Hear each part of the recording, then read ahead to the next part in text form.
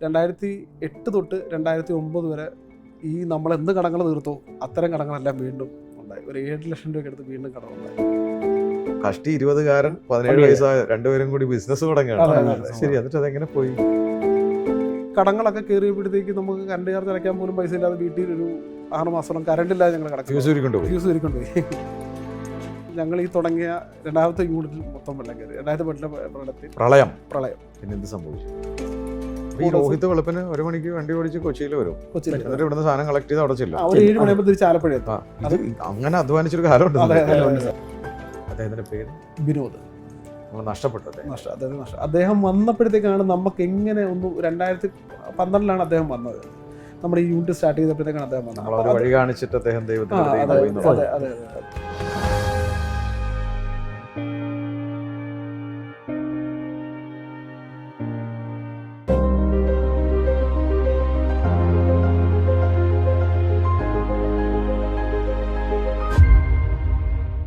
എളിയ തുടക്കങ്ങളിൽ നിന്നാണ് വലിയ വിജയങ്ങൾ നേടാനാവുന്നത്. കഷ്ടപ്പെടാതെ ആരും വിജയിച്ചിട്ടുമില്ല. എളിയ തുടക്കകാലങ്ങളിൽ വളരെയധികം സ്ട്രഗിൾ ചെയ്ത് ജീവിതത്തോട് പൊരുതി വിജയം നേടിയ 2 ചെറുപ്പക്കാരാണ് ഇന്ന് സ്പാർക്കിൽ എന്നോടൊപ്പം ഇരിക്കുന്നത്. ഹായ്, ഞാൻ Shameem Rafeeq, corporate trainer, business coach. സ്പാർക്കുകളുടെ ഒരു പുതിയ എഡിഷനിലേക്ക് സ്വാഗതം. 2 യുവാക്കൾ, അവരുടെ ചെറുപ്പകാലം വളരെയധികം പ്രയാസം നിറഞ്ഞതായിരുന്നു. അത് കേട്ടാലേ നിങ്ങൾക്ക് മനസ്സിലാവൂ. എന്നോടൊപ്പം സ്പാർക്കുള്ള ഈ കഥ പറയാനിരിക്കുന്നത് 2 സുഹൃത്തുക്കൾ കൂടിയായ രാഹുലും രോഹിത്തുമാണ്. 2 പേർക്കും സ്വാഗതം സ്പാർക്കിലേക്ക്. 2 പേരും എൻ്റെ ഈകളിൽ 2 ബാച്ചുകളിലായി വന്ന സഹോദരങ്ങളാണ്. അതുകൊണ്ട് തന്നെ നിങ്ങളുടെ കഥ എനിക്ക് പ്രിയപ്പെട്ടതാണ്. രാഹുൽ, നാട് എവിടെയാണ്? ആലപ്പുഴയാണ്. ആലപ്പുഴ. പഠിച്ചതൊക്കെ? പഠിച്ചതെല്ലാം ആലപ്പുഴ തന്നെ. എന്തായിരുന്നു വിദ്യാഭ്യാസം? പ്ലസ് ടു കഴിഞ്ഞിട്ട്. പ്ലസ് ടു വരെ പഠിച്ചിട്ടുള്ളൂ? പ്ലസ് ടു വരെ പഠിച്ചുള്ളൂ. അനിയനാണോ ചേട്ടനാണോ? ഇദ്ദേഹം അനിയനാണ്. രോഹിത് ആലപ്പുഴക്കാരനാണ്. രോഹിത്തിന്റെ വിദ്യാഭ്യാസം? ഞാൻ SLC വരെ പഠിച്ചിട്ടുള്ളൂ. SLC വരെ പഠിച്ചിട്ടുള്ളൂ. 10ാം ക്ലാസ്സിൽ നിർത്തുകയായിരുന്നു? 10ാം ക്ലാസ് കഴിഞ്ഞിട്ട് പിന്നെ പോയിട്ടില്ല. 10 വരെ. ഞാൻ രാഹുലിൻ്റെ അടുത്തോട്ട് വരാം. ഒരാൾ 12ാം ക്ലാസ്സിൽ പഠിത്തം നിർത്തുന്നു, അനിയൻ 10ൽ നിർത്തുന്നു എന്നൊക്കെ പറയുമ്പോൾ എന്തൊക്കെയോ പ്രശ്നങ്ങൾ ഉണ്ടാവുമല്ലോ എനിക്ക് തോന്നുന്നു. എന്തായിരുന്നു നിങ്ങളുടെ തുടക്കം? നമ്മുടെ ജീവിത സാഹചര്യം അങ്ങനെയായിരുന്നു സാർ. അതായത് എൻ്റെ അച്ഛനും അമ്മയും ഞങ്ങൾ ചെറുപ്പകാലത്ത് വലിയ കുഴപ്പമില്ലാതെ ജീവിച്ചിട്ടുണ്ട്. അത് കഴിഞ്ഞപ്പോഴത്തേക്ക് നമുക്ക് ശരിക്കും പറഞ്ഞു കഴിഞ്ഞാൽ അവർ ചെറിയ രീതിക്ക് ചെറിയ ചിട്ടി, ചെറിയ രീതിക്ക് പലിശയ്ക്ക് കൊടുക്കും, അങ്ങനെയൊക്കെ ഉണ്ടായിരുന്നു. അപ്പം ഇതിൻ്റെ ഇടയ്ക്കൊരു പ്രശ്നം വന്നു. കുറേ അധികം രൂപ കടം വന്നു. ഓക്കെ. അന്ന് കാലത്ത് ഒരു 7 ലക്ഷം രൂപയ്ക്ക് അടുത്ത് കടം വന്നു. ഓക്കെ. അങ്ങനെ അച്ഛൻ മരിക്കുന്നുണ്ട്. അച്ഛൻ ആത്മഹത്യ ചെയ്യുമായിരുന്നു. നിങ്ങൾക്ക് എന്ത് പ്രായമുണ്ടെന്ന്? അന്ന് എനിക്ക് 12 വയസ്സ് കഴിഞ്ഞ് 13 വയസ്സ് കഴിഞ്ഞ് 1 മാസം അങ്ങനെ ആയിട്ട്. രോഹിത്തിന് 10 വയസ്സ്.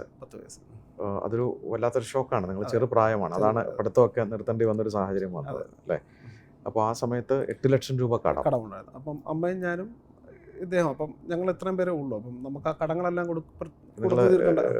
ഒരു വീട്ടിൽ എവിടെയാണ്? ആലപ്പുഴയിലാണ്. അച്ഛൻ്റെ കുടുംബത്ത് അതിൻ്റെ സൈഡിൽ ഞങ്ങളൊരു പോർഷൻ കെട്ടി അവിടെ ആയിരുന്നു ഞങ്ങൾ താമസിച്ചിട്ടുണ്ട്. ഒരു 80 സ്ക്വയർ ഫീറ്റ് നിൽക്കുന്ന ഒരു 3 മുറികൾ. കുഞ്ഞു വീട്.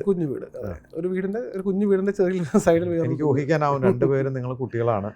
ആ സമയത്ത് അമ്മയ്ക്ക് വല്ല ജോലി ഉണ്ടോ? ഇല്ല, അമ്മയ്ക്ക് അതുവരെ ജോലി ഇല്ലായിരുന്നു. അച്ഛൻ്റെ മരണശേഷം അമ്മ വീട്ടുജോലിക്കൊക്കെ വീട്ടുജോലിക്കാണ് നിങ്ങളെ വളർത്താൻ വേണ്ടിയിട്ട്. ഞങ്ങളെ വളർത്താനായിട്ട് ഞങ്ങൾക്ക് വീട്ടുജോലിക്കൊക്കെ അദ്ദേഹം പുള്ളിക്കാരിക്ക് പോകണ്ടായിരുന്നു. അത് കഴിഞ്ഞ് പിന്നീട് അങ്ങോട്ട് ഈ പറയുന്ന സമയത്തിന് ശേഷം കുറേയധികം ഞങ്ങൾ കഷ്ടപ്പെട്ടു. ഈ ബാധ്യത തീർക്കാനായിട്ട് എന്താ ചെയ്ത? പിന്നെ കാര്യം ഇവർക്ക് കിട്ടാനുള്ള കുറച്ച് പൈസ ഉണ്ടായിരുന്നു, അതെല്ലാം കളക്ട് ചെയ്ത് കൊടുത്തു.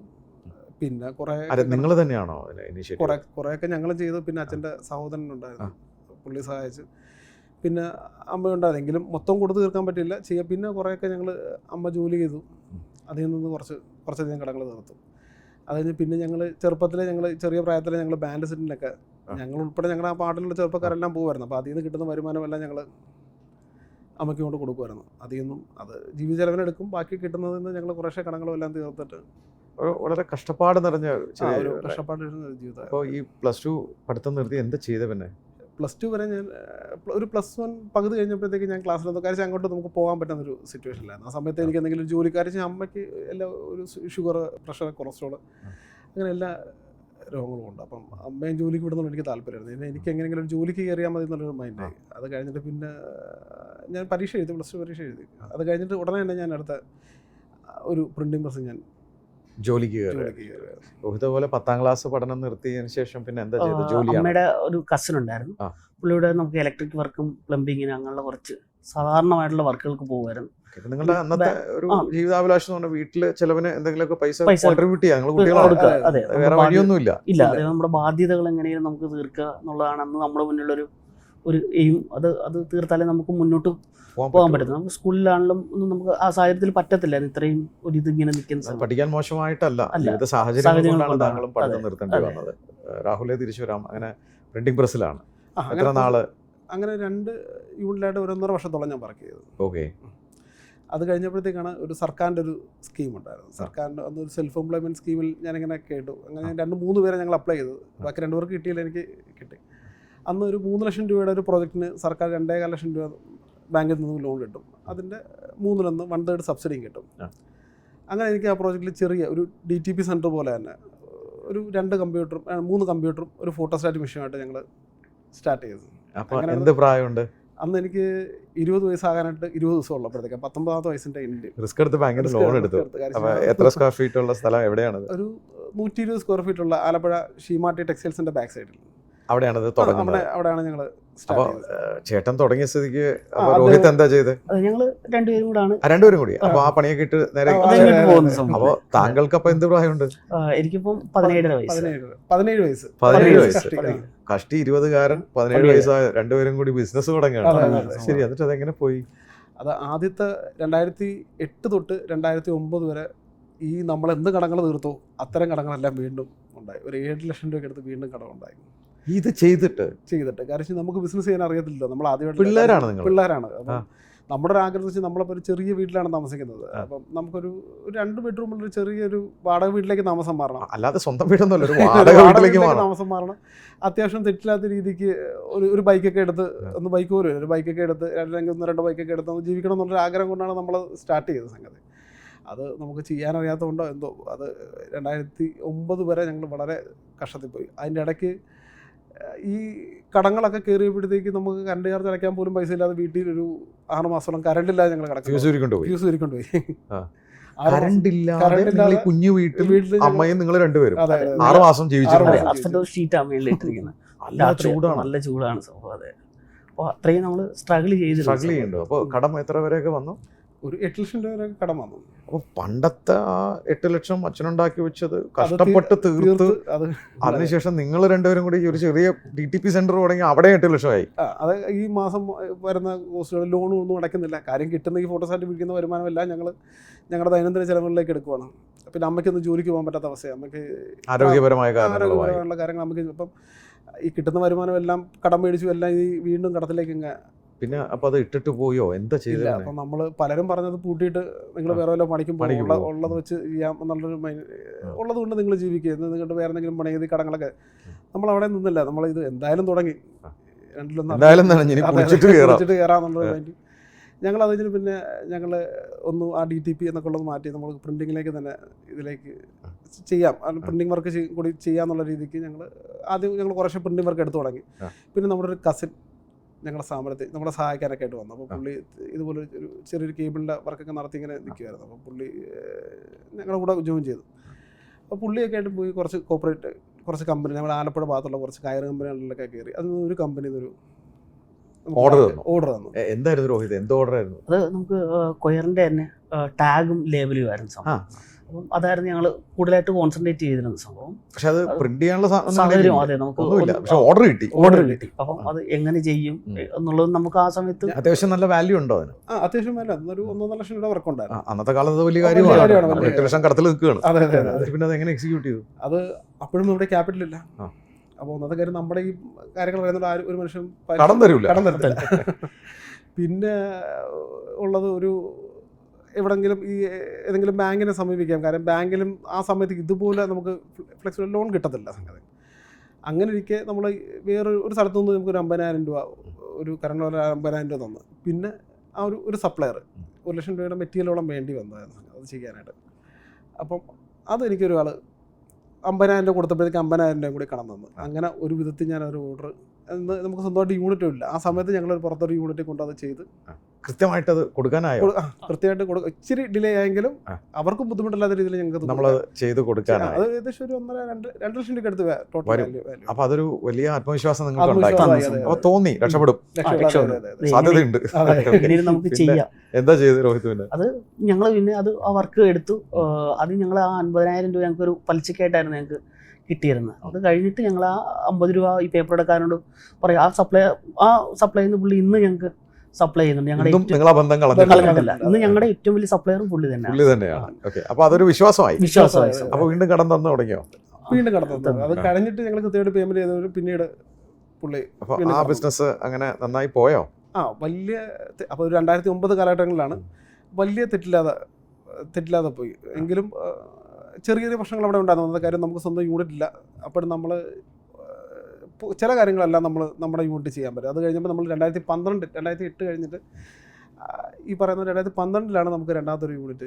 2012 ഒരു സ്ട്രഗ്ലിംഗ് ഫേസ് ആയിരുന്നു. 2012 വീട്ടാമായോ ആ സമയം? ആ സമയത്ത് ചെറിയ രീതി ഉള്ള കടങ്ങളിൽ ഒരു 6 ലക്ഷം രൂപയെങ്കിലും കടം കൊടുത്തു. സ്ട്രഗ്ലിംഗ് തന്നെയാണ്. പഴയ വീട്ടിൽ തന്നെയാണ്. വീട്ടിൽ തന്നെയാണ്. ഇലക്ട്രിസിറ്റി തിരിച്ചു കിട്ടിയെന്നേ ഉള്ളൂ, അത്രേ ഉള്ളൂ. ശരി, 2012 എന്ത് സംഭവിച്ചു? 2012 ആയപ്പോഴത്തേക്ക് ഞങ്ങൾക്ക് അവിടെ നിന്ന് ഒരു വലിയ കുഴപ്പമില്ലാത്ത ഈ വർക്കുകളെല്ലാം കുറച്ചും കൂടി എനിക്ക് കിട്ടാൻ തുടങ്ങി. നമ്മളൊരു കമ്പനിയിലാണ് നമ്മൾ സപ്ലൈ ചെയ്തിട്ടുണ്ട്. അപ്പോൾ ആ കമ്പനിയിൽ നിന്ന് പോയ പല കമ്പനികളിലേക്കും പോയ ആൾക്കാർ നമ്മുടെ സർവീസൊക്കെ നമ്മൾ ഹാർഡ് വർക്ക് ചെയ്യാൻ ആൾക്കാർ തയ്യാറായതുകൊണ്ട് അവർ നമ്മളെ റെഫർ ചെയ്യാൻ തുടങ്ങി. അങ്ങനെ കുറേ ഒരു 4 കമ്പനികളും കൂടി നമുക്ക്. അപ്പോൾ സ്വന്തമായിട്ട് എന്തെങ്കിലും? അപ്പോൾ 2012 ഞങ്ങൾ ഒരു യൂണിറ്റ് ഞങ്ങൾ ചുങ്കത്ത് സ്റ്റാർട്ട് ചെയ്തത്. അപ്പോൾ എന്താ പേരിലാണ്? അത് ആർദ്ര ഡിസൈൻസ് എന്ന് പറഞ്ഞിട്ടാണ്. അല്ല, എന്താണ് ആ പേരിടാൻ കാരണം? ആർദ്ര എന്ന് പറയുന്നത് ഞങ്ങളുടെ കസിനാണ്. അപ്പം ഞാൻ ബാങ്കിൽ ചെന്ന് എനിക്കിപ്പം ഞാൻ അന്ന് ചെറുപ്പമാണ്, എനിക്ക് 19 വയസ്സേ ഉള്ളൂ. 6 മാസം കൊണ്ടാണ് ഈ ലോൺ പാസ്സായത്. അപ്പം ബാങ്ക് ഞാൻ എൻ്റെ സ്ഥാപനത്തിൻ്റെ പേര് അന്നേ വരെ ഞാൻ ചിന്തിച്ചിട്ടില്ല. അപ്പം ഇദ്ദേഹം എന്നോട് ചോദിച്ചു, എന്താണ് നിങ്ങളുടെ യൂണിറ്റ്? ഇപ്പം ഫോം ഫില്ല് ചെയ്തോണ്ടെങ്കിൽ എന്താണ് നിങ്ങളുടെ ആദ്യത്തെ ലോണിൻ്റെ കാര്യം, എന്താണ് നിങ്ങളുടെ യൂണിറ്റിൻ്റെ പേര്? എൻ്റെ മൈൻഡ് ബ്ലാങ്ക് ആണ്. അപ്പം എനിക്ക് ആകെ കാര്യം കഴിഞ്ഞാൽ ഇവിടെ അന്ന് ഇവർക്ക് അങ്ങനെ 6 വയസ്സേ ഉള്ളൂ, 6-7 വയസ്സേ ഉള്ളൂ. അപ്പോൾ എനിക്ക് കൊച്ചല്ലേ. അപ്പോൾ ഇവിടെ പേര് എനിക്ക് ആദ്യം വന്നത്, ഞാനതങ്ങ് പറഞ്ഞ ആർദ്ര. അങ്ങനെയാണ് ആ പേര്. അല്ലാതെ ഒരു പേര്. അപ്പോൾ രണ്ടാമത്തെ ഈ പ്രിന്റിംഗ് യൂണിറ്റ് ആണ്. അത് നമ്മുടെ DTF സെന്റർ ആയതുകൊണ്ട് നമ്മൾ അതിനെ ഡിസൈൻസ് എന്നുള്ള പേരിലേക്ക് അങ്ങനെ കൊണ്ടുവന്നു. അത് കഴിഞ്ഞിട്ട് പ്രിന്റിംഗ് യൂണിറ്റ് ആയിട്ട് നമ്മൾ സ്റ്റാർട്ട് ചെയ്തപ്പോഴത്തേക്ക് അപ്പോൾ അതിന് നമുക്ക് കുറച്ചൊക്കെ ലോൺ എടുത്തു സാറേ. കുറച്ച് ലോൺ 2012 കുറച്ച്. ശരി, അതെങ്ങനെ പോയി രോഹിത്? അത് ആദ്യം അതും ഇതേപോലെ തന്നെ സ്ട്രഗ്ലിംഗ് പീരീഡ് ആയിരുന്നു സംഭവം. പിന്നെ നമുക്ക് ഓർഡേഴ്സ് ഉണ്ട് സാറേ. നമുക്ക് നമ്മുടെ ആയിട്ടുള്ളൊരു പ്രിന്റ് ചെയ്യാൻ പരിമിതമായിട്ടുള്ള മെഷീൻസ് നമ്മുടെ അന്ന് ഉണ്ടായിരുന്നു സംഭവം. അപ്പോഴും ഈ ചെറിയ ചെറിയ വർക്കുകളുണ്ട് സംഭവം. പക്ഷെ നമുക്ക് വരുമാനങ്ങൾ കുറവാണ്. പിന്നെയും നമുക്ക് വരുമാനം കൂട്ടണമെന്നുണ്ടെങ്കിൽ ബാക്കിയുള്ള മെഷീനറികൾ നമുക്ക് എങ്ങനെയും കൂട്ടണം, അങ്ങനെ അത് വലുതാകണം. അപ്പം പിന്നെ അത് ഞങ്ങൾ ആദ്യം എടുക്കുന്ന ഒരു 500 സ്ക്വയർ ഫീറ്റ് ആയിരുന്നു സംഭവം. അത് കഴിഞ്ഞ് ഞങ്ങൾ ഏകദേശം ഒരു കൊല്ലത്തോളം കഴിഞ്ഞപ്പോൾ വീണ്ടും താഴത്തെ ഒരു 500 സ്ക്വയർ ഫീറ്റ് കൂടെ ആയി. പിന്നെ അത് കഴിഞ്ഞപ്പോഴത്തേക്ക് അതിൻ്റെ കൂട്ടത്തിൽ കുറച്ചധികം മെഷീൻസും കൂടെ ആഡ് ചെയ്ത്.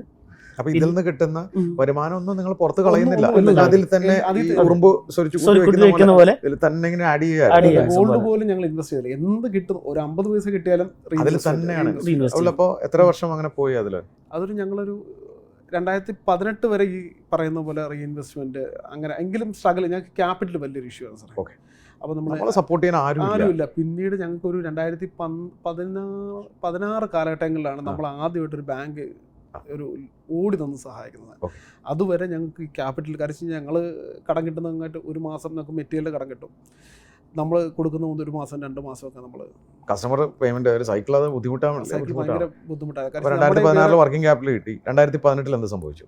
2018 എന്ത് സംഭവിച്ചതെന്ന് വെച്ചാൽ ഞങ്ങൾ ഈ തുടങ്ങിയ രണ്ടാമത്തെ യൂണിറ്റിൽ മൊത്തം വെള്ളം കയറി. 2018 പ്രളയത്തിൽ 2 ഫ്ലോറിലായിട്ടാണ് ഞങ്ങളുടെ ആ യൂണിറ്റ് ഉള്ളത്. ഗ്രൗണ്ട് ഫ്ലോറിലാണ് മിഷൻ കിടന്നുകൊണ്ടിരുന്നത്. അവിടെ മൊത്തം വെള്ളം കയറി. അപ്രതീക്ഷിതമായ തിരിച്ചടിയായി.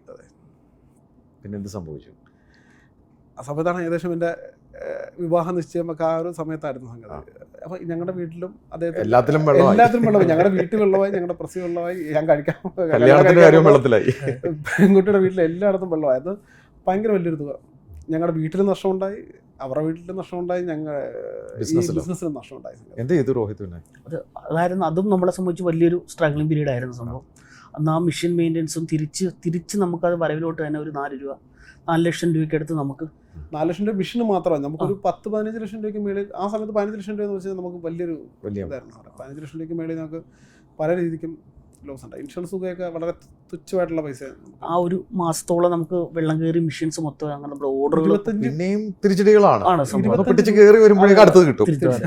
25 ദിവസം ഞങ്ങൾക്ക് ഒരു വർക്കും ചെയ്യാൻ പറ്റില്ല സാർ. 25 ദിവസം ഞങ്ങളുടെ യൂണിറ്റ് മൊത്തത്തിൽ ഞങ്ങൾക്ക് അടച്ചിട്ടുണ്ടോ ആ സമയത്ത്. അപ്പോൾ ആ സമയത്ത് നിങ്ങൾ രണ്ടുപേരുമാണോ, കൂടെ ആരെങ്കിലും ഉണ്ടോ സഹായിക്കാൻ? സഹായിക്കാൻ നമ്മുടെ സ്റ്റാഫുണ്ട്. നമ്മുടെ കൂടെ തുടക്കത്തിൽ അർജുൻ എന്ന് പറഞ്ഞിട്ട് അർജുൻ, അദ്ദേഹം ഉണ്ട്. അപ്പോൾ നിങ്ങൾ 3 പേരാണ്.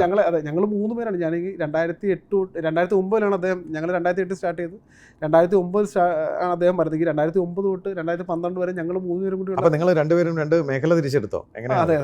ഞാൻ ഓർഡർ പിടിക്കാനും ബാക്കിയുള്ള കാര്യങ്ങളെല്ലാം ഞാൻ മാർക്കറ്റിങ്ങും ബാക്കിയുള്ള കാര്യങ്ങളെല്ലാം ഞാൻ പ്രൊഡക്ഷനും ഡെലിവറിയും സാധനം സപ്ലൈ ചെയ്യുന്നതും. അപ്പോൾ എങ്ങനെയായിരുന്നു അധ്വാനം എന്ന് പറയുന്നത്? എങ്ങനെയാണ് അധ്വാനം? അതായിരുന്നു ഏറ്റവും സ്ട്രഗിൾ ചെയ്തത്. ആദ്യങ്ങളിൽ നമുക്ക് നമ്മൾ എറണാകുളത്തെയാണ് ഒത്തിരി ആശ്രയിച്ചിരുന്നത്. അന്ന് നമ്മൾ KSRTC ബസ്സിലായിരുന്നു. അപ്പോൾ എത്ര മണിക്ക് എഴുന്നേറ്റ് സംഭവം നമ്മളത് അന്ന് കാലങ്ങളിലൊക്കെ നമ്മൾ രാവിലെ 1 മണിക്കൊക്കെയാണ് വെളുപ്പിന്. അതെ രോഹിത്. അതെ, അങ്ങനെ നമുക്ക് തിരിച്ച് ഇവിടുന്ന് സാധനം എടുത്ത് നമുക്ക് ആലപ്പുഴ വന്ന് കാര്യം വർക്കിംഗ് ടൈമിൽ ജോയിൻ ഇദ്ദേഹം രാവിലെ ആദ്യ കാലങ്ങളിൽ ഞാൻ ഈ പറഞ്ഞ KSRTC ബസ്സിന് സാധനം കൊണ്ടുവന്നു. അതിനുശേഷം ഞങ്ങൾ ഓട്ടോ, നമ്മുടെ ഒരു പരിചയക്കാരൻ്റെ ഒരു ഓട്ടോ ഉണ്ടായിരുന്നു.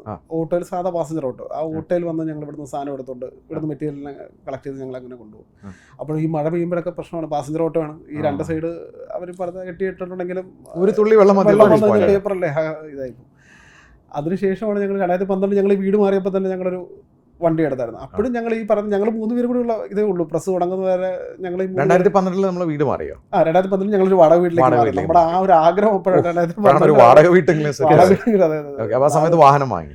ഒരു വാഹനവും നമുക്ക് അത്യാവശ്യം കുഴപ്പമില്ല സെയിലൊക്കെ ആയപ്പോഴത്തേക്കും. അപ്പൊ ഈ രോഹിത് വെളുപ്പിന് 1 മണിക്ക് ഇദ്ദേഹം ആ വണ്ടി എടുത്തിട്ട് ഇവിടെ വരും. എറണാകുളത്തുള്ള ഒരുവിധപ്പെട്ട പ്രസ്സുകളെല്ലാം 24 hours ആണ്.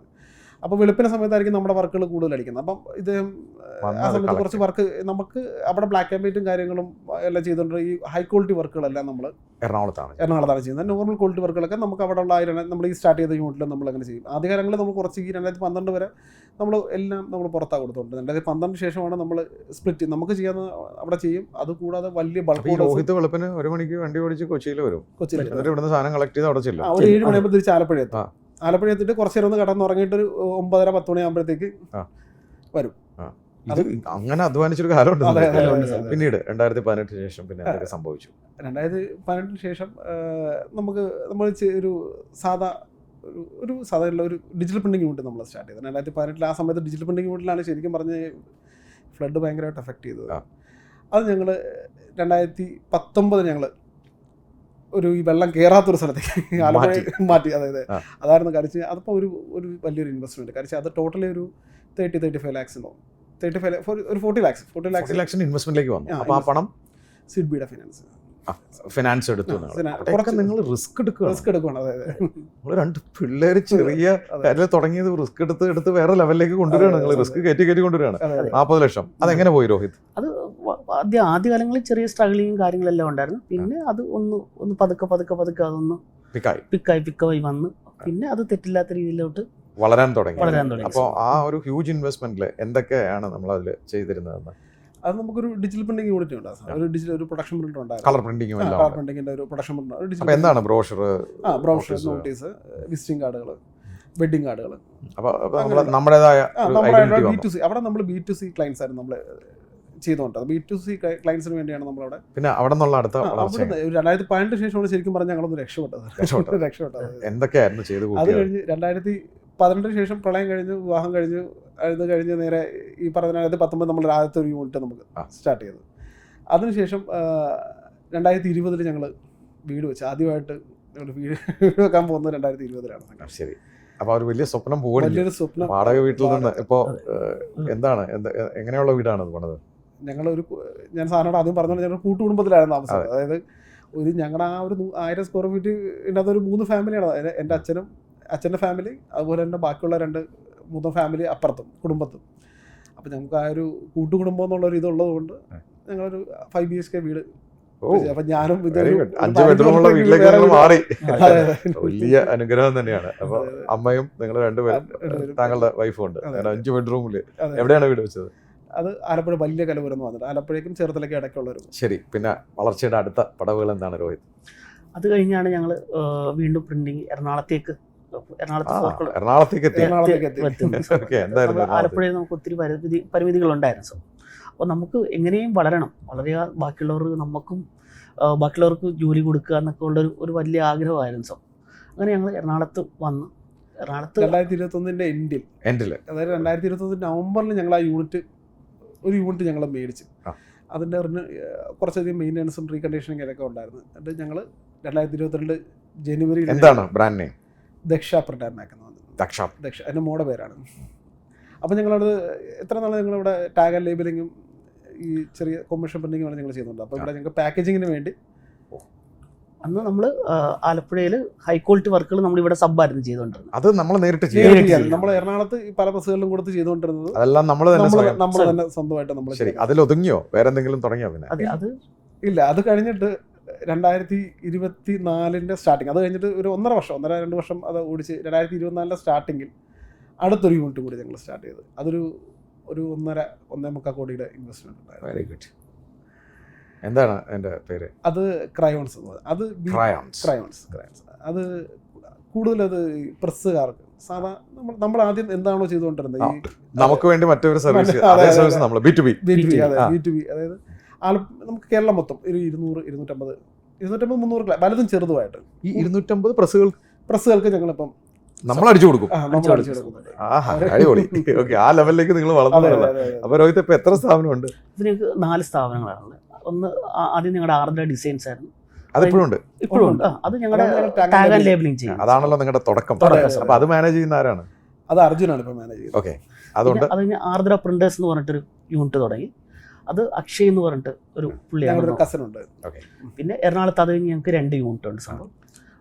അത് അർജുൻ എന്ന് പറഞ്ഞിട്ട് വേറൊരു അർജുനും ഞാനും കൂടിയാണ് മാനേജ് ചെയ്യുന്നത്. അദ്ദേഹം ആലപ്പുഴ, ഞാൻ എറണാകുളത്ത്. അപ്പോ രോഹിത്? ഞാൻ എറണാകുളത്ത്, ഞാൻ ആലപ്പുഴയിൽ തന്നെയാണ് ഇരിക്കുന്നത്. പുള്ളി എറണാകുളത്തും. പിന്നെ ഇടയ്ക്ക് ഞങ്ങൾ അങ്ങോട്ടും ഇങ്ങോട്ടും വന്നു പോകും. ഒരു പാർട്ണർഷിപ്പ് സ്ഥാപനം തന്നെയാണ്. പാർട്ണർഷിപ്പാണ്. അതെ. പിന്നെ ഫാമിലിയിൽ വേറെ ആരെങ്കിലും ബിസിനസ്സിലേക്ക് ഇറങ്ങിയോ? ഇല്ല, 2 കസിൻസ് ഞങ്ങളോട് ചേർന്നു. നമ്മൾ എന്തൊക്കെ സേവനങ്ങളാണ് കസ്റ്റമേഴ്സിന് ഓഫർ ചെയ്യുന്നത്? ഇപ്പം നമ്മൾ 3 ബ്രാൻഡിലും 4 ബ്രാൻഡിലും 4 ബിസിനസ്സാണ്. ആർദ്ര ഡിസൈൻസ് പറഞ്ഞിട്ട് നമുക്ക് അവിടെ കയർ കയറും റബ്ബർ മേഖലയിലുള്ള ടാഗ് ആൻഡ് ലേബലിംഗ് നമ്മൾ B2B ബിസിനസ് നമ്മൾ ചെയ്യുന്നുണ്ട്. B2C ആണത്? B2B ആണ്. അവരും കോർപ്പറേറ്റ്, അവരും എക്സ്പോർട്ടേഴ്സ് ആണ് സംഗതി. അടുത്തൊരു ബ്രാൻഡ് നമ്മൾ കൊമേഴ്ഷ്യൽ പ്രിന്റിംഗ് സാധാ B2B എന്ന് പറയുന്ന അവിടുത്തെ എല്ലാം നല്ല സ്ഥാപനങ്ങളാണ്. വലിയ ഓരോ കയർ റബ്ബർ അങ്ങനെയുള്ള എക്സ്പോർട്ടിംഗ് കമ്പനികൾക്ക് നമ്മൾ സപ്ലൈ ചെയ്യുന്നു. രണ്ടാമത് നമ്മുടെ കൊമേഴ്ഷ്യൽ പ്രിന്റിങ്ങിൻ്റെ ആർദ്ര പ്രിന്റേഴ്സ് എന്ന് പറഞ്ഞിട്ട് നമുക്ക് കൊമേഴ്ഷ്യൽ പ്രിന്റിങ്ങിൻ്റെ ഒരു സ്ഥാപനമുണ്ട്. പിന്നെ ദക്ഷ പ്രിന്റ് ആൻഡ് പാക്ക് എന്ന് പറയുന്നത് നമ്മൾ പാക്കേജിങ്ങിലേക്ക് നമ്മൾ, അത് സാധാ നമ്മുടെ ബോക്സ്, കേക്ക് ബോക്സ്, നമ്മുടെ ഈ പായസക്കറ്റിൻ്റെ ബോക്സുകൾ, അങ്ങനെയുള്ള ബോക്സിൻ്റെ വർക്കുകൾ ചെയ്യുന്നു. ഈ ക്രയോൺസ് എന്ന് പറയുന്നത് അതും B2B ആണ്. അത് B2B ചെയ്യുന്നത് ഈ പ്രസ്സുകാർക്ക്, ചെറിയ പ്രിന്റിങ് യൂണിറ്റുകൾക്കും DTP സെൻ്ററുകൾ, ഡിസൈനേഴ്സ്, ഫ്രീലാൻസുകാർ, അങ്ങനെയുള്ളവർക്ക് നമ്മൾ അവിടെയാണ് ഈ 250ഓളം പ്രസ്സുകൾ നിങ്ങൾ ആശ്രയിക്കുന്നത്. അതെ. ഇന്ന് എത്ര പേർക്ക് തൊഴിൽ കൊടുക്കുന്നുണ്ട്? ഇപ്പം നിലവിലൊരു 75ഓളം 4 സ്ഥാപനങ്ങളിലുമായിട്ട് ഒരു 75 പേരോളം ഉണ്ട്. പിന്നെ ഈ വർക്ക് കൂടുമ്പോഴത്തേക്ക് ഈ ചെറിയ സ്റ്റിക്കർ ഒട്ടിക്കുക അങ്ങനെയൊക്കെ ഉള്ള വർക്കിന് ചില സമയങ്ങളിൽ ഒരു 100 പേരൊക്കെ വരാറുണ്ട്. അപ്പോൾ നമ്മളൊരു 100-175 പേർക്ക് തൊഴിൽ കൊടുക്കുന്ന സ്ഥാപനമായി വളർന്നു. നിങ്ങൾ ചെറിയ കുട്ടികൾ തുടങ്ങിയൊരു സ്ഥാപനം എന്ന് പറയേണ്ടി വരും. ആ രീതിയിലേക്കൊക്കെ നിങ്ങൾ വളർന്നു കഴിഞ്ഞു. ഇന്ന് അമ്മ ഹാപ്പിയാണോ? പിന്നെ അമ്മ ഹാപ്പിയാണ്. ആ ചെറിയ വീട്ടിൽ നിന്ന് നമ്മുടെ കടങ്ങളൊക്കെ വീട്ടിയോ? വീട്ടിൽ അത് ഇപ്പൊ ബാധ്യതകളൊന്നുമില്ല സാറേ, പഴയ ബാധ്യതകളും. അപ്പൊ നിങ്ങൾ പണ്ട് സൈക്കിളിലും പറയുന്ന ഓട്ടോയിലൊക്കെ കൊണ്ടു നടന്നു. ഇപ്പൊ വാഹനങ്ങളൊക്കെ വാങ്ങിയോ? വാഹനങ്ങൾ ഒരു 5ഓളം വാഹനങ്ങൾ, 5ഓളം 4 വീലേഴ്സ് ഉണ്ട്. 5 കാറുകളായി. Very good. കൊമേഴ്ഷ്യൽ ബൈക്കിലാണ് 3 കൊമേഴ്ഷ്യൽ ബൈക്കിലും 2 നിങ്ങളുടെ കാറുകളൊക്കെ ആയി. ആ രീതിയിൽ നിങ്ങൾ വളർന്നു കഴിഞ്ഞു. ഇപ്പൊ എന്ത് വിറ്റുവരവ് ഉണ്ടോ? ഇപ്പം 7 കോടി രൂപ, 3 രജിസ്ട്രേഷൻ. ആ 8 ലക്ഷം കടത്തിൽ നിന്നാണ് 7 കോടിയിലേക്കുള്ള യാത്ര. അത് ചെറിയ യാത്രയല്ല, അത് വലിയ യാത്ര തന്നെയാണ്. നിങ്ങളുടെ ഈ വളർച്ചയുടെ പിന്നിൽ ആരോടെങ്കിലൊക്കെ ഒരു നന്ദി പറയാനുണ്ടെങ്കിൽ ആരാണ്? പിന്നെ തീർച്ചയായും അത് ഞങ്ങൾ 2008 സ്റ്റാർട്ട് ചെയ്ത് 2009 വരെ ഞാൻ സാറിനൊരു നമ്മൾ ഒത്തിരി സ്ട്രഗിൾ ചെയ്യും. അത് കഴിഞ്ഞിട്ടാണ് നമുക്ക് എന്തെങ്കിലും ഒരു സ്റ്റാർട്ട് ചെയ്തത്. അപ്പം നമുക്ക് അർജുൻ എന്ന് പറഞ്ഞിട്ട് അദ്ദേഹം ഈ പറയുന്ന പോലെ ഒരു ഗ്രാഫിക് ഡിസൈനിങ് ഡിപ്ലോമ കോഴ്സ് പറഞ്ഞിട്ട് അദ്ദേഹം ആദ്യമായിട്ടാണ് നമ്മളൊരു ജോലി വരുന്നത്. അദ്ദേഹം വന്നു. അതിനുശേഷം ഞങ്ങൾ 3 പേരായിരുന്നു, രാപകലില്ലാതെ ഞങ്ങൾ 3 പേര് കഷ്ടപ്പെട്ടിട്ടാണ് ഇത് വളർന്ന് 2012 ഒന്ന് നേരെ നിൽക്കുന്ന രീതിയിലെങ്കിലും ആയത്. അതായത് നമ്മുടെ ആദ്യത്തെ സ്വപ്നമായിട്ടുള്ള ഒരു വാടക വീട്ടിലേക്ക് മാറി. അർജുനും കൂടെ ഉണ്ട്. പിന്നെ അർജുൻ ഇന്നും ഒരു യൂണിറ്റ് മൊത്തം അദ്ദേഹം നോക്കി നടത്തുന്നത്. പിന്നെ അതിനുശേഷം ശരിക്കും പറഞ്ഞാൽ നമുക്ക് നമ്മുടെ ഒരു അടിസ്ഥാന വിദ്യാഭ്യാസം വെച്ചിട്ട് നമുക്ക് ഫിനാൻസ് എങ്ങനെ ഹാൻഡിൽ ചെയ്യണമെന്നുള്ളത് നമുക്ക് അറിയത്തില്ലായിരുന്നു. അപ്പം നമ്മുടെ കൂടെ നമുക്ക് മാനേജറായിട്ട്, ഫിനാൻസ് മാനേജറെല്ലാം മൊത്തത്തിലൊരു മാനേജറായിട്ട് തന്നെ, അല്ലെങ്കിൽ ആ സ്ഥാപനത്തിന് ഒരു പക്വതയുള്ള ആൾ, ഞങ്ങൾ അന്നെല്ലാം ചെറുപ്പക്കാർ, 20-22 വയസ്സുള്ളവർ, ആ ഇതിലേക്ക് ഒരു 35 വയസ്സുള്ളൊരു ആൾ കടന്നു വന്നത്. പുള്ളി ഈ പറയുന്ന പോലെ കുറേ അധികം നാൾ നമ്മളെ കുറേ കാര്യങ്ങൾ, നമുക്ക് പക്വതയുള്ള തീരുമാനങ്ങൾ പുള്ളി പറഞ്ഞു തന്നു. ഈ ഫിനാൻസിൻ്റെ എങ്ങനെ ഹാൻഡിൽ ചെയ്യണം, പുള്ളി CA-യുടെ 2nd സ്റ്റേജ് വരെ ഒരു സിസ്റ്റമാറ്റിക് ആക്കി നമുക്ക് എങ്ങനെ നമുക്ക് അവരെ എങ്ങനെ കൊണ്ടുപോകാം, ബിസിനസ് ചെയ്യാൻ എന്നുള്ള. പക്ഷേ അദ്ദേഹത്തിൻ്റെ വിയോഗം, അദ്ദേഹത്തിന് ഇടയ്ക്ക് വെച്ച് ക്യാൻസർ രോഗം പിടിപെട്ടു. അദ്ദേഹത്തിൻ്റെ പേര് വിനോദ്. നമ്മൾ നഷ്ടപ്പെട്ടു. അദ്ദേഹം വന്നപ്പോഴത്തേക്കാണ് നമുക്ക് എങ്ങനെ 2012 അദ്ദേഹം വന്നത്. നമ്മുടെ ഈ യൂണിറ്റ് സ്റ്റാർട്ട് ചെയ്തപ്പോഴത്തേക്കാണ് അദ്ദേഹം വന്നത്. വഴി കാണിച്ചിട്ട് അദ്ദേഹം അദ്ദേഹം വന്ന അദ്ദേഹമാണ് നമ്മൾ എങ്ങനെ ഒരു ബിസിനസ് ചെയ്യണമെന്നുള്ള പല ദിവസങ്ങളിലും എല്ലാം കഴിഞ്ഞിട്ട് ഞങ്ങളെല്ലാം സപ്ലൈ ചെയ്യേണ്ട എല്ലാം സപ്ലൈ ചെയ്തതിന് ശേഷം എല്ലാവരും കൂടി ഞങ്ങൾ ഈ 3-4 പേര് അന്ന് ഒരു കുറച്ച് ഞങ്ങൾ 3-4 പേരും കൂടി ഒന്ന് വരുന്നേരം ഇരുന്നൊന്ന് സംസാരിക്കും. അപ്പം സാധാരണ നമ്മളാണല്ലോ നമ്മുടെ സ്റ്റാഫിനെ കാര്യങ്ങൾ, അപ്പോൾ ഇദ്ദേഹമാണ് നമുക്ക് കോച്ചിങ് തരുന്നത്, ഇന്ന കാര്യങ്ങൾ ഇന്ന പോലെ ചെയ്യണം എന്നുള്ള കാര്യങ്ങളെല്ലാം നമ്മളെ പറഞ്ഞ് മനസ്സിലാക്കിയതെല്ലാം അദ്ദേഹമാണ്. അതിനുശേഷം എഞ്ചിനീയറിംഗ് കഴിഞ്ഞിട്ട് നമ്മുടെ ഒരു കസിൻ ഉണ്ടായിരുന്നു. ഞങ്ങളുടെ ഈ ഹാർഡ് വർക്ക് ചെയ്തപ്പോൾ പുള്ളിക്കൊരു ഇൻസ്പിറേഷനായി. അങ്ങ് പുള്ളി വേറെ ജോലിക്കൊന്നും പോകുന്നില്ല, ഉള്ള വരുമാനം കൊണ്ട് നമുക്ക് ആയിക്കോട്ടെ എന്ന് വെച്ച് നമ്മളോടെ കൂടി. അതിനുശേഷം പിന്നീട് വേറൊരു, അദ്ദേഹത്തിൻ്റെ പേര് അർജുൻ. അദ്ദേഹം 2016 അദ്ദേഹമാണ് എറണാകുളത്തെ യൂണിറ്റ് 2 യൂണിറ്റ് നോക്കുന്നത്. ഞാനും അദ്ദേഹം കൂടിയാണ് എറണാകുളത്തെ യൂണിറ്റ്. Very good. പിന്നെ അത് കഴിഞ്ഞിട്ട് പിന്നീട് അക്കൗണ്ട്സ് കാര്യങ്ങളൊക്കെ നോക്കുന്നത് ടീന, പിന്നെ നമ്മുടെ മാർക്കറ്റിങ്ങിൽ അർജുനെ സഹായിക്കാനായിട്ട്, എൻ്റെ കല്യാണം, ഞങ്ങളുടെ 2 പേരുടെയും കല്യാണ സമയത്തായിരുന്നു, അവൻ്റെ സഹായിക്കാനായിട്ട് കുറച്ച് അപ്പോഴത്തേക്ക് കുറേ സാറ് പറയുന്നില്ല കുറേ A+ നമുക്ക് വന്നത്. ഈ വിനോദ് മരിക്കുന്ന സമയത്ത് നമ്മൾ ഒത്തിരി ഈ വിനോദിൻ്റെ പേര് റെഡ് അടിച്ച് പുള്ളി മരിക്കും എന്നുള്ളത് പുള്ളിക്ക് മനസ്സിലായി, 4th സ്റ്റേജിലായി. അപ്പം വിനോദ് എന്തെല്ലാം കാര്യങ്ങൾ ചെയ്യണമെന്ന് ടീന എന്ന് പറഞ്ഞിട്ട് അദ്ദേഹം ആ സമയത്ത് പുള്ളിക്കാരി ചെറുപ്രായമായിരുന്നു, പുള്ളിക്കാരിക്കെല്ലാം പഠിപ്പിച്ചു കൊടുത്തത്. ആ ഒരു സിസ്റ്റം എങ്ങനെ ആയിരിക്കണം, ഈ കമ്പനി എങ്ങനെയാണ് പോകുന്നത്, ആർക്കൊക്കെ എങ്ങനെയൊക്കെ പേയ്മെൻറ്റ് കൊടുക്കണം, അല്ലെങ്കിൽ എങ്ങനെ പേയ്മെൻറ്റ് ഒരാളെ വിളിക്കണം എന്നുള്ള കാര്യങ്ങൾ ഈ ടീനയ്ക്ക് പുള്ളി ആ സിസ്റ്റം ടീനയ്ക്ക് പറഞ്ഞു കൊടുത്ത് ആ ടീന ഇന്നും നമ്മളോടുണ്ട്. അദ്ദേഹമാണ് സ്ട്രെങ്ത് എന്ന് പറയുന്നത് നമ്മുടെ കൂടെയുള്ള ആൾക്കാരൊക്കെ തന്നെയാണ്. സാർ പറയുന്ന പോലെ കുറേ അധികം A+ ഉണ്ട് അതിനകത്ത്. ഈ തന്നെ നമുക്ക് സഹായഘട്ടത്തിൽ സഹായിച്ച കുറേ കസ്റ്റമേഴ്സും പിന്നെ അവരെ ഒട്ടും മറക്കാൻ പറ്റത്തില്ല. അവർ നമ്മളെ ഒത്തിരി സ്ട്രഗ്ലിംഗ് പീരീഡിൽ അവർ ഒത്തിരി ആൾക്കാർ നമ്മളെ സഹായിച്ചിട്ടുണ്ട്. ചില ആൾക്കാരെല്ലാം പേയ്മെൻറ്റ്, അഡ്വാൻസ് പേയ്മെൻ്റ് ഒക്കെ ചില ആൾക്കാർ തന്നിട്ടുണ്ട്. ചിലരൊക്കെ 3 മാസം 4, നമുക്ക് ഓൾറെഡി ക്യാപിറ്റലില്ല, വളരെ സാധാരണ കുടുംബത്തിൽ നിന്ന് കൊളാറ്ററൽ സെക്യൂരിറ്റി കൊടുത്തു പോലും നമുക്കങ്ങനെ. പിന്നെ അതുപോലെ തന്നെ ഇന്ത്യൻ ഓവർസീസ് ബാങ്ക് ഞങ്ങളെ ഭയങ്കരമായിട്ട് സഹായിച്ചൊരു ബാങ്കാണ്. കാരണം വെച്ച് കഴിഞ്ഞാൽ CGTMS സ്കീമിൽ അവർ ഞങ്ങൾക്ക് 2 ബ്രാൻഡിലുമായിട്ട് ഞങ്ങൾക്ക് കുറേശ്ശെ ക്യാപിറ്റൽ അത്യാവശ്യം അവർ ടേൺ ഓവർ നോക്കിയിട്ട് ആ ടേൺ ഓവറിൻ്റെ 20% അവർ കൃത്യമായിട്ട് അവർ തരും. അതൊന്നും ഞങ്ങളൊന്നും ഒരു മുടക്കവും വരുത്തിയിട്ടില്ല. ഇന്നുവരെ നമുക്കൊരു ചെക്ക് റിട്ടേണോ അല്ലെ ബാങ്കിൽ ഡ്യൂ വരുത്തലോ അങ്ങനെയുള്ള ഒന്നുമില്ലാതെ എല്ലാം കറക്റ്റായിട്ട് തന്നെ ഞങ്ങളത്. അത് ഈ വിനോദിൻ്റെ സിസ്റ്റമാണ്. അത് ഒരു ഇന്ന റീപേയ്മെൻറ്റ് വരും, ഇത്ര ദിവസം മുന്നേ ആ പേയ്മെൻറ്റുകളെല്ലാം ഇന്ന ഇതിലേക്ക് മാറ്റണം എന്നുള്ളതെല്ലാം അന്ന് തുടങ്ങി വിനോദം ഉണ്ടാക്കിയ സിസ്റ്റം ഇന്നും. ഇനി ഭാവി സ്വപ്നങ്ങളുണ്ട്. ഇപ്പം കഴിഞ്ഞ അതിൻ്റെ മുന്നത്തെ ഫിനാൻഷ്യലിൽ ഞാനല്ല, ഒരു 2018 ശേഷം ഞങ്ങളുടെ വളർച്ച വരുന്നതാണ് സാറേ. അത് കഴിഞ്ഞിട്ടാണ് നമുക്ക് ഓരോ വർഷവും നമുക്ക് ഡബിൾ ചെയ്ത് കൊണ്ടുവരണം. നമുക്ക് ആ സമയത്തൊക്കെ ഒരു 3 ഉണ്ടെങ്കിൽ 2 ഉണ്ടായിരുന്നു, 2 നമുക്കൊരു 3-3.5 വരെയൊക്കെ എത്തിച്ചു. അങ്ങനെ നമ്മളിപ്പോൾ ഏകദേശം ഒരു 7 വരെയൊക്കെ എത്തി. ഇപ്പം ഇത് നമ്മളൊരു 15 നമ്മൾ ടാർഗറ്റ് ചെയ്തിരിക്കുന്നത്. അപ്പം നമ്മൾ അതിനുള്ളൊരു മിഷൻ കൂടെ നമ്മൾ ആഡ് ചെയ്യുന്നുണ്ട്. പാക്കേജിങ്ങിലേക്ക് കൂടുതലും ബോക്സ് പാക്കേജിംഗ് 15 കോടിയിലേക്കുള്ള യാത്രയിലാണ്. അതെ. അതോടൊപ്പം തന്നെ എത്ര പേർക്ക് തൊഴിൽ കൊടുക്കാനാവും അപ്പോഴേക്കും? അപ്പോൾ ഒരു 150-170 പേർക്കോളം ഡയറക്റ്റ് ആയിട്ട് തന്നെ കൊടുക്കാൻ സാധിക്കും. അപ്പോൾ നമുക്കൊരു ഇപ്പോൾ ഉള്ള 2 യൂണിറ്റുകളൊന്ന് മാറ്റി കുറച്ചും കൂടി സൗകര്യമുള്ള അതിലേക്ക് മാറണം. അതെ. അപ്പോൾ രാഹുലും രോഹിത്തും കുടുംബവും അന്ന് ഒരു ചെറിയ സ്വപ്നമായിരുന്നു, അതെ, ഒരു വാടക വീട്ടിലേക്കെങ്കിലും മാറണം, കടങ്ങളൊന്നും തീറ്റ. ഇപ്പോൾ നിങ്ങളും ഹാപ്പിയാണ്? അതെ, ഹാപ്പിയാണ്. ചെറിയ രീതിയിൽ തുടങ്ങി തിരിച്ചടികൾ നിരവധി ഉണ്ടായിട്ടുണ്ട്. ധനനഷ്ടം, പ്രശ്നങ്ങൾ, ആ പ്രശ്നം ഇനി ഉയരങ്ങളിലേക്ക് പറക്കുമെന്ന പൂർണ്ണ വിശ്വാസത്തോടു കൂടിയാണോ നിങ്ങൾ ഈ 2 സഹോദരന്മാർ? തീർച്ചയായും. നിങ്ങൾ കേട്ടു, ഈ 2 ചെറുപ്പക്കാർ, നിങ്ങൾ അവരുടെ സാഹചര്യം ഒന്ന് ഓർത്ത് നോക്കുക. വളരെ ചെറുപ്രായത്തിൽ അവരുടെ പിതാവിനെ നഷ്ടപ്പെടുന്നു. അമ്മ കൂലിപ്പണി എന്ന് പറയുന്ന പോലെ വീട്ടുജോലി ചെയ്തിട്ടാണ് അവരെ പഠിപ്പിക്കാൻ ശ്രമിച്ചത്. 2 പേർക്കും വളരെ ചെറുപ്രായത്തിൽ തന്നെ പഠനം നിർത്തേണ്ടി വന്നു. അവർ ചെറിയ ജോലികളാണ് ചെയ്തത്. പക്ഷേ എവിടെയോ ഒരു തിരിച്ചറിവുണ്ടായി, അതൊന്നും കൊണ്ട് രക്ഷപ്പെടില്ല. ചെറുപ്രായത്തിൽ തന്നെ 8 ലക്ഷം രൂപയുടെ കടബാധ്യതയായിരുന്നു അവരുടെ തലയിൽ. അതെങ്ങനെയൊക്കെയോ അവർക്ക് വീട്ടാനായി ജോലിക്ക് കയറി ആദ്യമായി തുടങ്ങിയ ബിസിനസ്സും പ്രശ്നത്തിലായി. അവിടെയും 8 ലക്ഷം രൂപ ബാധ്യത. വേണമെങ്കിൽ അവിടെ ഇട്ടിട്ട് ജോലിക്ക് പോകാമായിരുന്നു, പക്ഷേ എങ്കിൽ അവർ പെട്ടുപോകുമായിരുന്നു. ഒരു ബിസിനസ് ചെയ്ത് നഷ്ടമുണ്ടായിട്ടുണ്ടെങ്കിൽ ബിസിനസ് ചെയ്ത് തന്നെ അത് വീട്ടണം എന്ന ചൊല്ലിന് ഇവർ ഏറ്റവും വലിയ ഉദാഹരണമാണ്. വിട്ടുകൊടുത്തില്ല.